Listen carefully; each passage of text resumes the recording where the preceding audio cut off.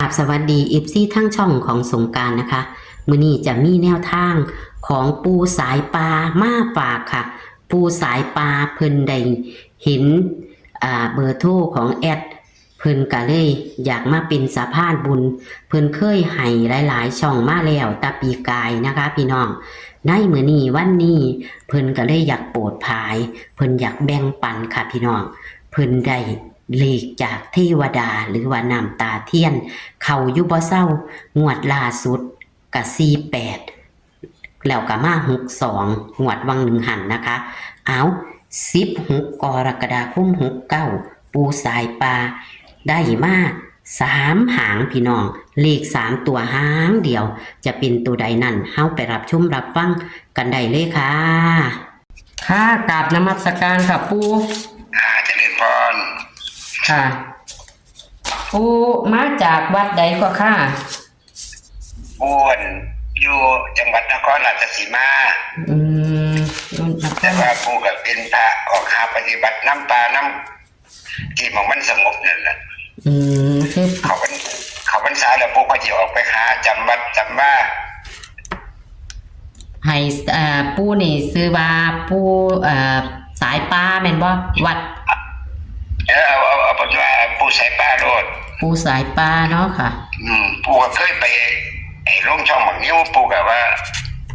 เขาก็ตั้งว่าปูสายปลาเนี่ยนะค่ะปูไปลงไห้แก่ชนึงมันถึงบนถึงล่างบนตัว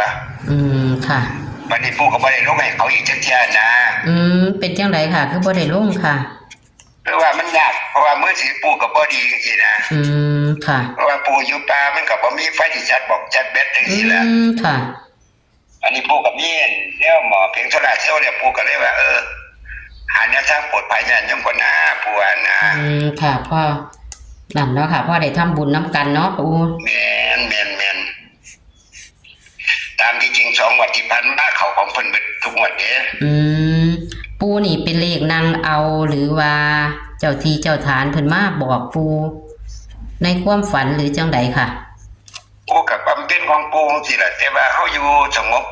กับมีเทวดามาช่วยเหลือเฮาที่นะเพิ่นนักเสียเพิ่นก็มาให้เป็นโตเพิ่นก็มาบอกเป็นโตค่ะนักเสียเพิ่นก็ให้เป็นนิมิตเป็นความฝันไปอย่างที่แล้วค่ะแต่ว่าปูก็ขอน้ำตาเทียนปูก็มาหยดใส่หยดใส่น้ำมุนนึงที่ก็เป็นตัวเลขมันก็สิของเพิ่นทุกงวดเด้ค่ะโอ้ยสาธุค่ะงวดนั้นงวด48ก็เข้าทั้งบนทั้งล่างนี่ค่ะงวดนั้นเพิ่นก็ให้ปูครับได้แหละงวด48นะงวดที่ผ่านมานี่ก็เพิ่นก็ให้มันสิของเพิ่นทุกงวดนั่นล่ะงวดที่ผ่านมาเพิ่นให้หยังค่ะ62ตรงๆเลยติดปูเขาตรงเลยติดค่ะเขาก็ต้องกลับเนี่ยแล้วค่ะเพราะว่าปูตีจากน้ำตาเทียนนะค่ะโอเล็กแล้ววันนั้นเพิ่นยังมาบอกกระชิบใจของปูยังขัดแต่มันถือฮอดชี้โตเป็นตัวเล็กแล้วค่ะ1802แม่นถือฮอดชี้โตอ่ะค่ะเพิ่นคือบอกแม่นบอกทั้งลาวกับแม่นบอกไทยกับแม่นซั่นเนาะปูว่านะค่ะมาช่องสงกรานต์ให้แม่นน้ำเด้อปูปูว่าจะได้มีผู้ทำบุญน้ำเนาะค่ะเนาะมันบ่พลาดดอกปูว่านะค่ะเพราะว่าเทวดาเพิ่นให้เฮาเด้มาเป็นบุญของช่องสงกรานต์แล้วค่ะปูนี่แหละปูว่าเอาละเพราะว่าเฮาก็จะได้ปลดภัยญาติโยมไปน้ำแม่นบ่ล่ะ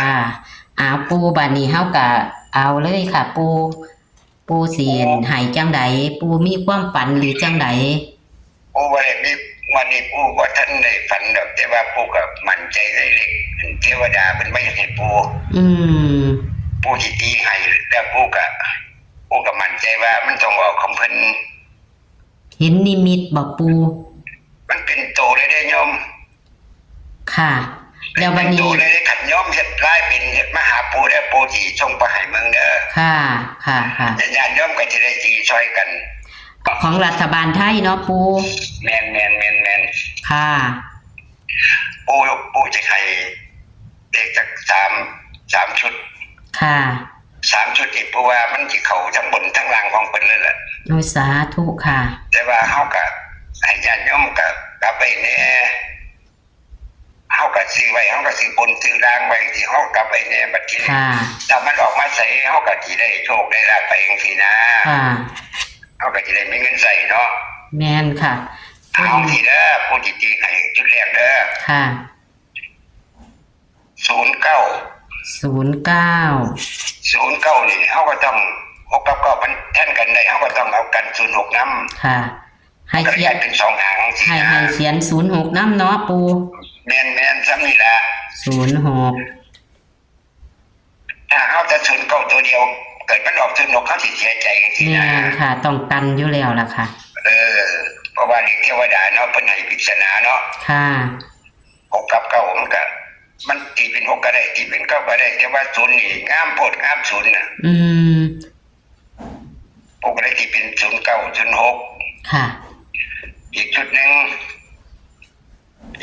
นี่ปูอยากให้ได้3ตัวแหละแต่ว่าวันนี้ปูก็เอา2ตัววัดเข้าไปเอาไว้น้ำก็ได้ดิล่ะปู3ตัวก็เลย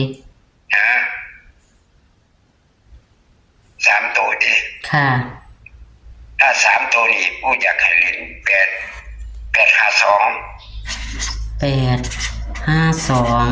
ให้เพิ่นสิเล่นเอาดอกปู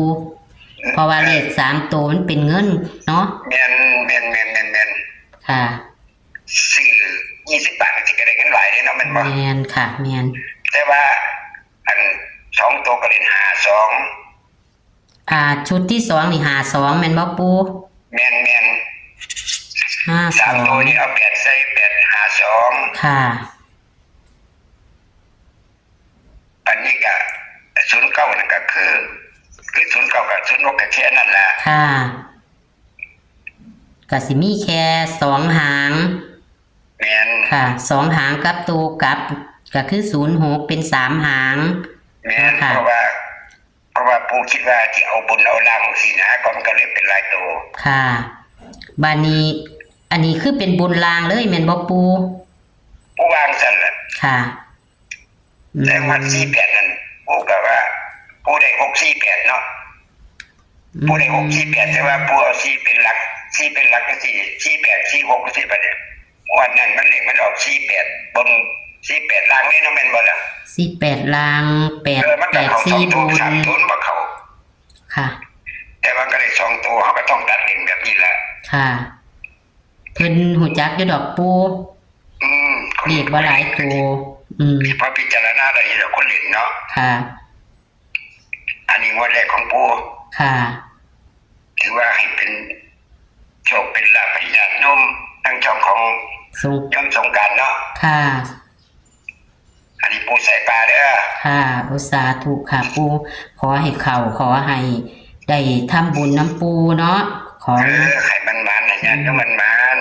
ญาติให้โยมเพิ่นได้ทำบุญน้ำปู่สายปลาบัดนี้ปู่ให้เน้นตัวใดคะบัดนี้ปู่มักทั้งปู่ว่ามันสิออกตัวนั่นแหละแต่ว่าเลขตัวนึงมันจะออก52ตัวนั้นน่ะ52เนี่ยปู่มักคักตัวเนี่ย09ปู่ก็มักแต่ว่าก็ยัน6มาขาดกับพร้อมกันนี่นะมันก็เลยอันตัวนี้เด่นสำคัญจะไปค่ะมันจะเรียกว่าอะไรตัวนี้นะค่ะแต่ว่าตัวนั้นปู่วงกลมให้52ตัวเดียวเด้อค่ะซื้อ52ก็ต้องซื้อ25นำเด้อค่ะนั่นล่ะให้กลับนำคันบ่กลับก็ตับแตกล่ะปู่แม่นอันส่วน852นี่ให้เพิ่นตัดลิ้นเอาเนาะปู่อันนี้จะโยมเด้อค่ะแต่ถ้าบุญวาสนาของเฮาบัดเดี๋ยวมันก็บัดเดี๋ยวมันไกลออกเป็น258จังซี่เฮาสิเสียใจคือว่าค่ะมันอาจจะจับกันได้อยู่ในนี้แต่คันมันจับกันได้อยู่ในนี้ก็เป็นออกของปู่คือเก่าแม่นเพราะว่าปู่ตีจากเลขเทวดาค่ะ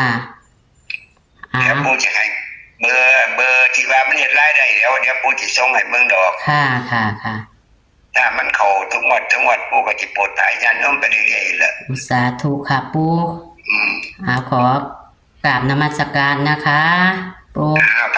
พากันโชคดีเด้อวันที่16นี่เด้อค่ะสาธุเจริญพรค่ะสาธุค่ะ ปูสายปลาเพิ่นกะอยากเป็นสะพานบุญพี่น้องเพิ่นกะอยู่วัดอยู่ป่าเนาะค่ะเป็นปูสายปลาที่เคยให้ช่องใดช่องหนึ่งมาแล้วนะคะแต่ว่าเพิ่นพักหยุดยาวนะคะพี่น้องเพิ่นบ่ค่อยโทรศัพท์บ่ดีไปอยู่ป่าเพิ่นไปอยู่ป่าบ่มีหม่องชาร์จแบตชาร์จหยังนะคะบ้านนี้เพิ่นก็เลยได้โซลาร์เซลล์บ่พี่น้องเพิ่นก็เลยมีแนวชาร์จแบตเพิ่นเลยเห็นช่องของสงกรานต์เพิ่นเลยอยากเป็นสะพานบุญให้นี่ล่ะค่ะพี่น้องเอาเป็นเลขเทวดาที่เพิ่นให้ปูสายปลานะคะเพิ่นก็บ่ได้เล่าให้ฟังว่าให้แบบใดแต่ว่าเพิ่นก็อาจจะเห็นในนิมิตนะคะนี่ล่ะค่ะเพิ่นให้09แต่เพิ่นให้กัน06นำค่ะพี่น้องส่วน52เพิ่นให้นิ่นเลยค่ะนิ่น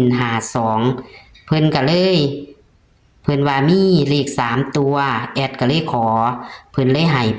852นะคะพี่น้องเอาคันมีโชคมีหมานก็จังเป็นสะพานบุญกับปูเด้อค่ะพี่น้องเอาแคปหน้าจอค่ะปูมางวดแรกก็ขอให้เข้าเนาะค่ะเนาะปูสายปลาคันทุกคนได้ไปติดตามนะคะช่องใดช่องหนึ่งได้ยินตาปีกายนี่นะคะปูเพิ่นเคยให้